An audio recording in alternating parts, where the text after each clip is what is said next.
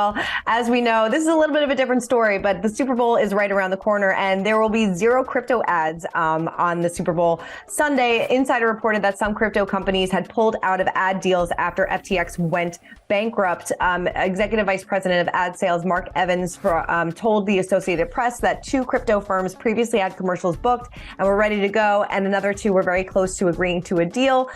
Of course, last year there was plenty of crypto ads, one featuring Larry David. And instead of crypto, you can expect to see a lot more alcohol ads, less car ads due to the economic uncertainty. So does the NFL and the Super Bowl, do they have liability if they show these crypto ads, much like celebrities being involved in these ads?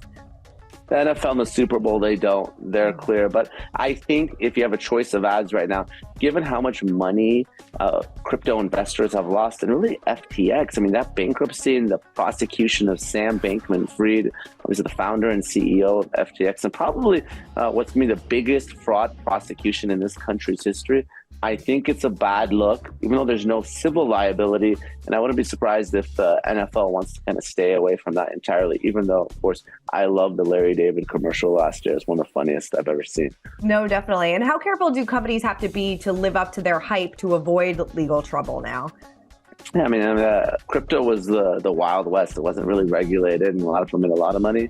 A lot of people lost money. And this is an example of laws, being behind technology, right? So, obviously blockchain technology and crypto was something that came about really quickly, and it wasn't regulated in the way, traditional stocks are, the SEC regulating some of this. Now, of course, the laws have changed and regulations to catch up with this, but it's really too little too late. And now that the crypto bubble has burst, it's going to be interesting to see what steps lawmakers take and regulators to kind of prevent something like this from happening in the future. No, definitely. And I'm sure steps that celebrities now have to take before signing on the dotted line before they want to get in bed with some of these advertising companies.